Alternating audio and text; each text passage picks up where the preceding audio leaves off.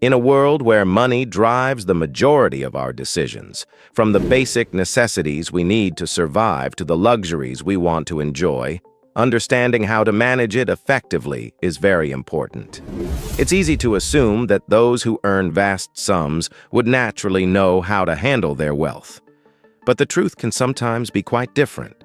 The story of Nicolas Cage serves as a stark reminder of this fact. Nicolas Cage, a name synonymous with big box office hits in the 90s and early 2000s, enjoyed a wave of success with films like Face Off, Ghost Rider, and Con Air.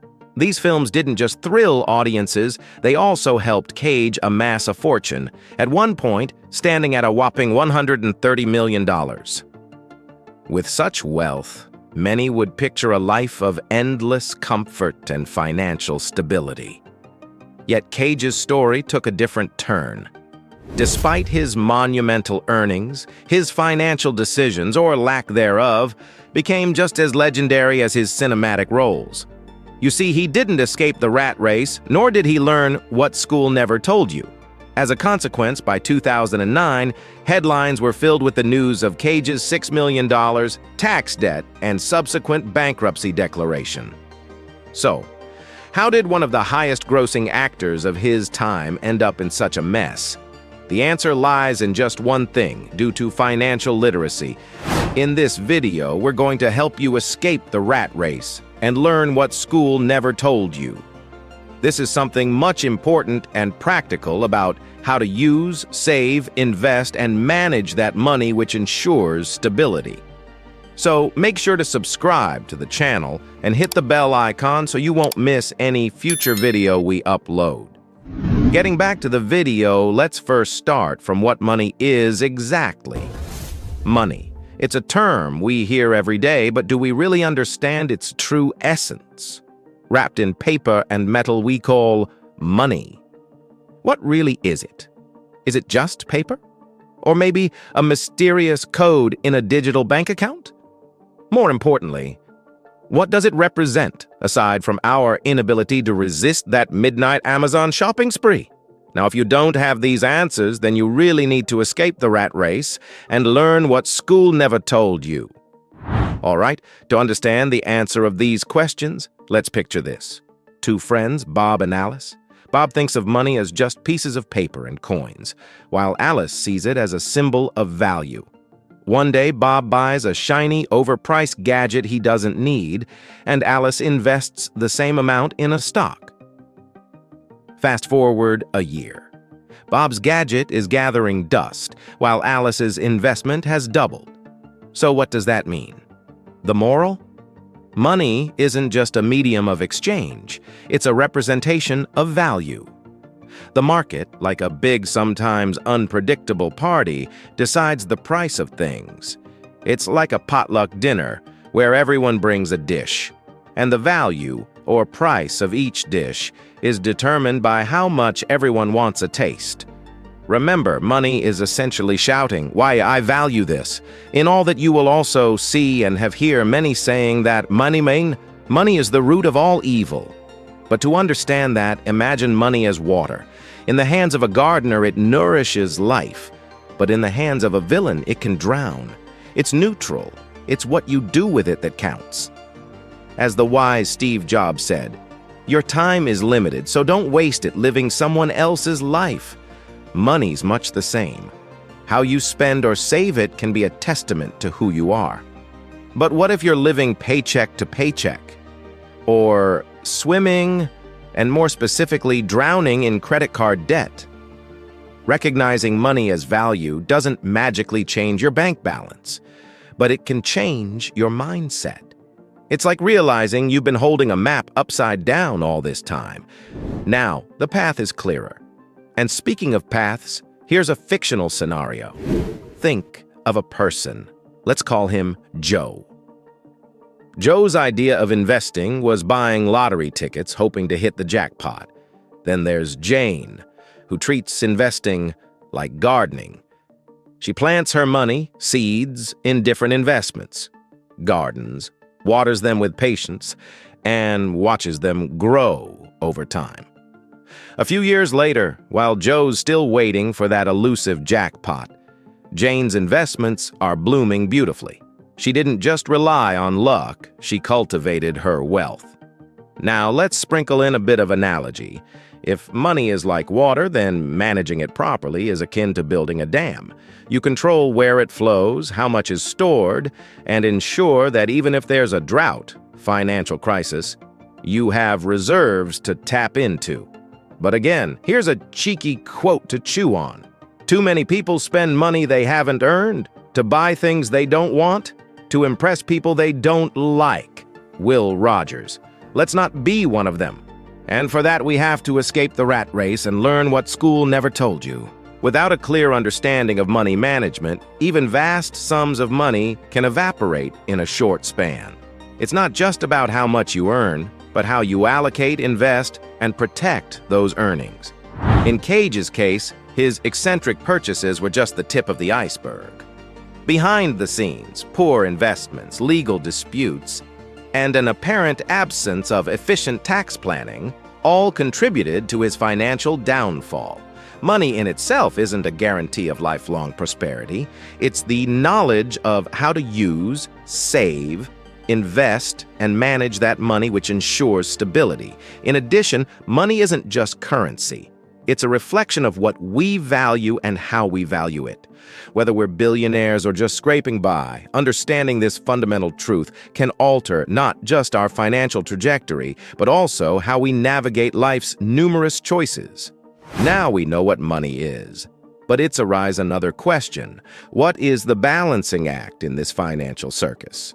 Well, the answer lies in understanding two phenomena: production versus consumption and their relationship with money.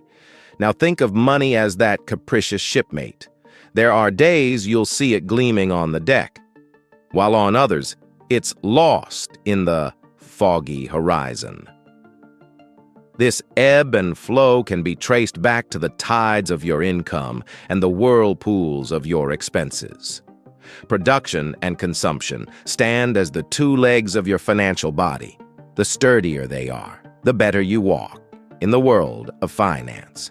Money enters your life mainly because you've churned out some value, like a hard day's work or a brilliant idea that turns into a product.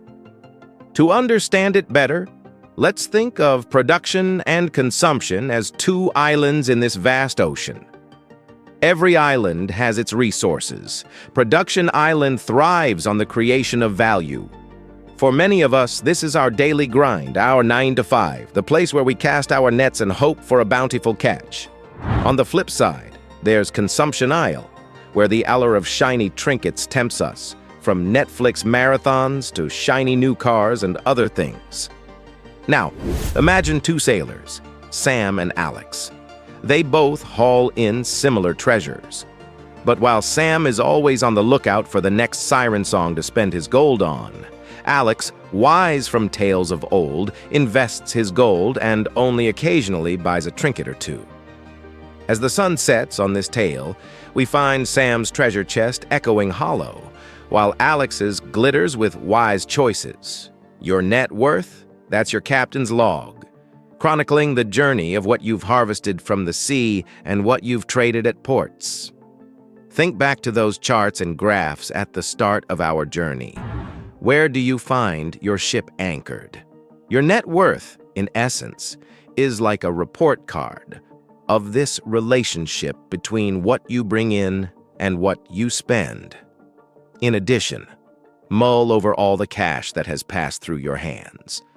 How much of it is still snuggled in your bank? Or perhaps growing in an investment? Which side of this equation feels wobbly to you? Chances are both might need a little attention. But for a hefty chunk of us, our Achilles heel lies in consumption.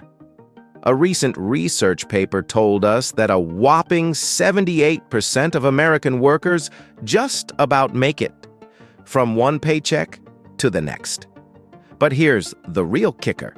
Even among those raking in over $100,000 annually, a surprising 1 in 10 find themselves in the same boat, Why, that's because they haven't escaped the rat race and didn't learn what school never told you.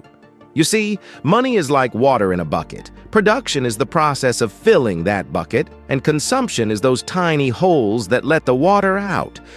For many, even if they have a hose pipe filling the bucket, the holes are so big that they end up with an empty bucket.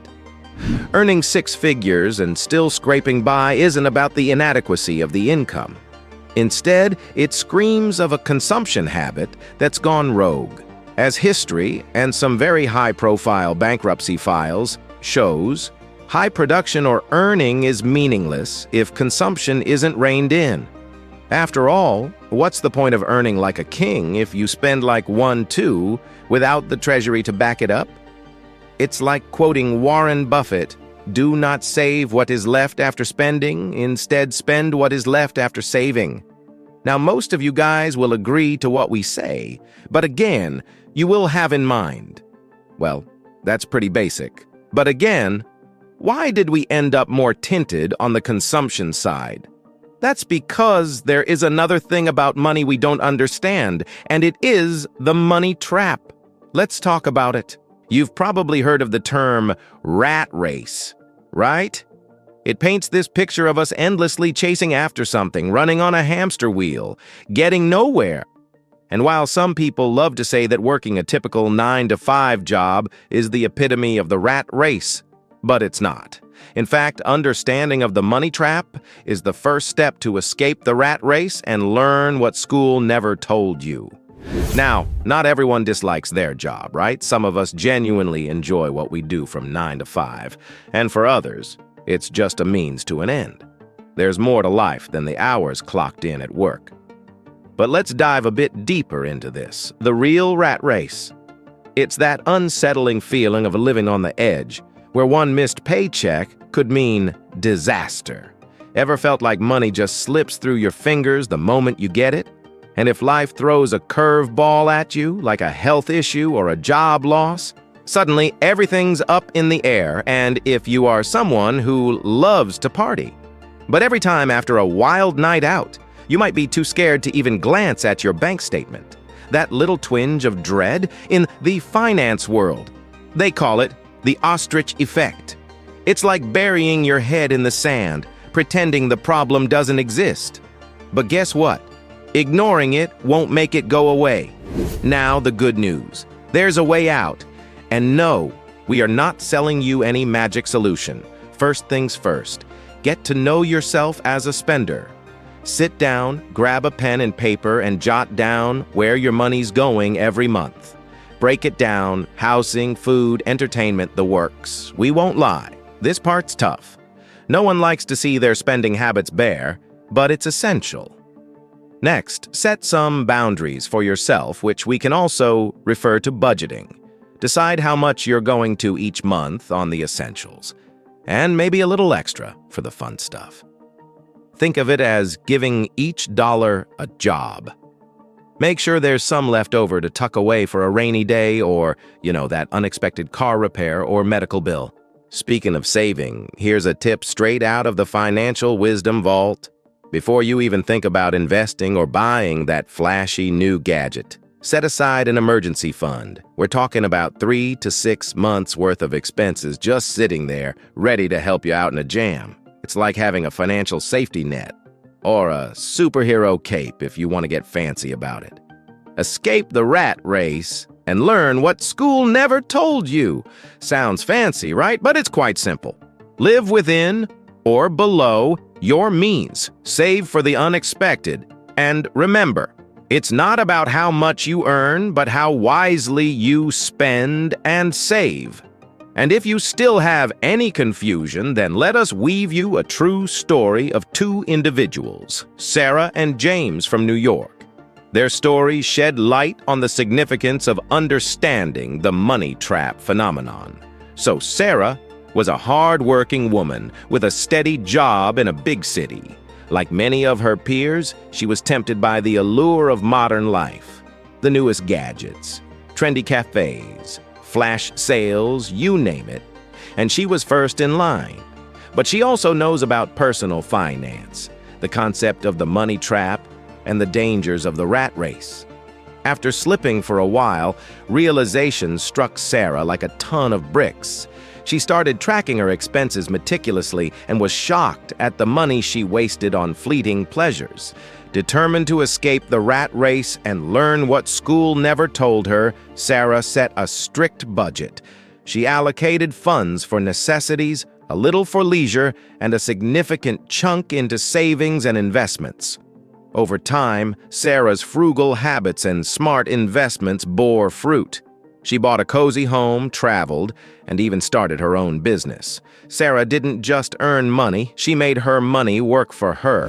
On the other hand, James, Sarah's college mate, took a different path. Blessed, with a hefty inheritance and a well-paying job, he believed he was invincible. The concept of the money trap seemed alien to him. Why worry about tomorrow when today is so vibrant? Living in the fast lane, James's luxurious lifestyle was the talk of the town. Private jets, designer wardrobes, and extravagant parties became his signature. He lived under the illusion that his funds were inexhaustible. However, when the 2008 economic downturn hit, James's investments, which were always secondary to his spending, tanked. To maintain his lifestyle, he dug into his inheritance and soon found himself in massive debt. The money trap had ensnared him, and the rat race became his reality. From a life of luxury, James spiraled into a life of financial instability and stress. So why James was easily caught in that rat race? Well, our mind playing tricks on us, especially when it comes to money. Yeah, we are talking about those pesky little cognitive biases that often lead us astray. Take the ostrich effect, for instance. This is when we bury our heads in the sand, avoiding negative financial news, but that's just the tip of the iceberg. You know, the urge to grab those shiny new shoes instead of saving up for, let's say, a down payment on a house or an investment? That's hyperbolic discounting rearing its head. It's this nagging voice that goes, why wait for something bigger later when you can have something nice now? Then there's social proof. It's like when everyone is raving about that new gadget or going on about how money is the root of all evil. And you find yourself nodding along. We mean, if everyone thinks it, there's got to be some truth to it, right? But the truth is linked to something called keeping up with the Joneses. Classic case of social proof. It's like being in this never-ending race where if your neighbor, or nowadays, that influencer on Instagram gets something flashy, you feel the itch to get it too. But here's the twist. Today's Joneses aren't just our next-door neighbors. They're everywhere, on social media, in movies, and so on. Honestly, we're all seeking validation in some form. It's like constantly checking how many likes our new profile picture got. It feels good, doesn't it? But when our self-worth gets tangled up in this web of external validation, things can go south pretty fast. Now, we are not standing here on a soapbox preaching about the evils of buying that luxury watch or those high-end sneakers. Consume away if that's what floats your boat. But let's get real for a moment. Do you want to look rich, or do you want to be rich? There's a big difference between the two. The true essence of escaping the rat race and learning what school never told you isn't just about grinding away at a 9-to-5 job. It's more about being in this perpetual cycle where you're chasing the next shiny object, be it a paycheck or the latest iPhone. And in that chase, your dreams, aspirations, and real goals, they get pushed to the back burner. But here's the silver lining. There's a way out. Budgeting, being aware of where every dollar goes, it might sound tedious, but it works. And it can be the key to breaking free from this endless race. Sure, dreaming of having stacks of money is exhilarating, but what's the use if you're in this constant loop of earning and spending? With no real aim, that, my friend, is the real rat race. By the way, if you're enjoying the video so far and want more topics like this, comment the word more, so I know. All right? With all of that being said, let's talk about production or making money. Now, have you ever noticed how a lot of these personal finance gurus and motivational speakers are all about saving money, budgeting, and cutting down on those lattes? Yup, it's all about consumption, consumption, consumption. But hold on a sec. What about the other side of the coin, making money? Why don't we hear more about that? We mean it makes sense to some extent. It's way simpler to say, hey, cut down on that Starbucks run than to give advice on doubling your income, especially when you're talking to a big crowd. A lot of advice out there is one size fits all, right? That's why you see whole communities popping up around the idea of frugality. Ever heard of the FIRE movement? It's all about saving and investing early, so you can kick back and retire young. Minimalists? They're on a similar wavelength, but go deeper into what life's truly about beyond material things. Now take Graham Stephan or Dave Ramsey. Sure, they preach about living frugally, investing wisely, and so on. But come on, Graham isn't raking in big bucks from YouTube by clipping coupons. And Dave Ramsey? His $55 million net worth didn't come from pinching pennies. These guys are mastering the art of production on a grand scale. Here's the thing, money, in a way, reflects how much value you're bringing to the table. Want to make a ton? Spot a problem, find a solution, and then sell that solution like there's no tomorrow. This is the heartbeat of entrepreneurship. With a thriving business, you're not just adding value. You're multiplying it, but, and there's always a but, this path isn't a fit for everyone. Entrepreneurship is a roller coaster, not a merry-go-round. Yet, production isn't just about starting a traditional business. It's broader than that. For Graham, it's creating killer YouTube content for thousands and millions to watch. It's about using platforms and tools available to us to share knowledge, passion, or entertainment. And guess what? It pays. But as we speak before, everyone has his own taste. And that's why you don't need to be swayed by keeping up with the Jones in production too. Like for instance, if one dude is making some good money in certain business, then it doesn't mean you should also jump right into that business. You could do anything that you are good at and enjoy doing it. For instance, think about apps. We use them daily, right? Someone saw a need, developed an app, and bam! Value added. Most of us, we earn our bread and butter from the typical 9-to-5 grind. That's our primary production mode. But here's the exciting part. There's always room to grow, to innovate, to create. Maybe you've got a knack for writing, photography, or even cooking.